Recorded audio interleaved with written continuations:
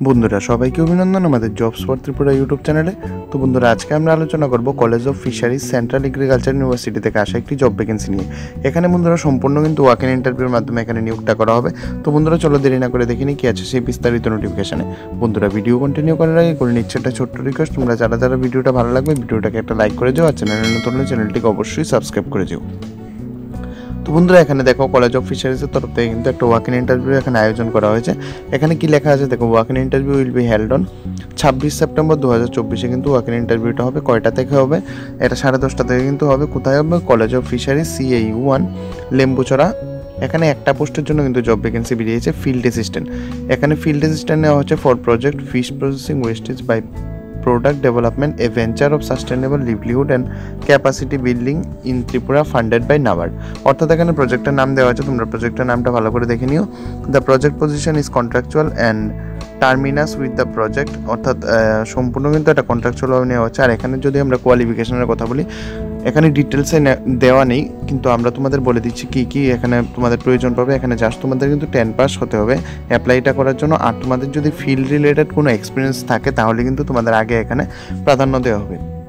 বাকি ডিটেলস বন্ধুরা তোমরা কিন্তু cofcau.nic.in গিয়ে তোমরা দেখে নিতে পারো। এখানে নাম্বার অফ পোস্ট কিন্তু may increases or decreases as per declaration of authority, অর্থাৎ এখানে নাম্বার অফ পোস্ট কিন্তু বাড়তেও পারে বা কমতেও পারে। কমার তো কোনো চান্স নেই, এখানে মেবি বাড়তে পারে।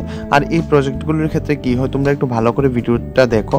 ভিডিওটা একটু ছোটোই হবে, কারণ যেহেতু এখানে বেশি ইনফরমেশনের দরকার নেই তাই আমরা ভিডিওটা ছোটোই বানাবো। এখানে বন্ধুরা তোমরা আমাদের কথাগুলো একটু ভালো করে শোনো। এখানে তোমাদের এইসব প্রজেক্টের ক্ষেত্রে কিন্তু তোমাদের 6 মাস বা 11 মাসের কিন্তু কন্ট্রাকচুয়ালভাবে নেওয়া হয়।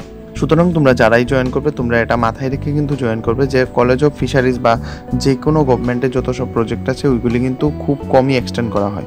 হ্যাঁ, এক্সটেন্ড করা হয় TRLM এর আন্ডারে যে প্রজেক্টগুলি রয়েছে ওইগুলিকে কিন্তু, মানে যেগুলি তোমাদের কন্ট্রাকচুয়াল ভ্যাকেন্সি ওইগুলি কিন্তু এক্সটেন্ড করা হয়। যেহেতু এটা প্রজেক্ট বেস ভ্যাকেন্সি, কোনো সময় কিন্তু তোমাদের মানে হয়তো বা 1 মাস এক্সটেন্ড করা হতে পারে, কিন্তু এটা কিন্তু পসিবল না যে তুমি সারা জীবন এটাতে করতে পারবে।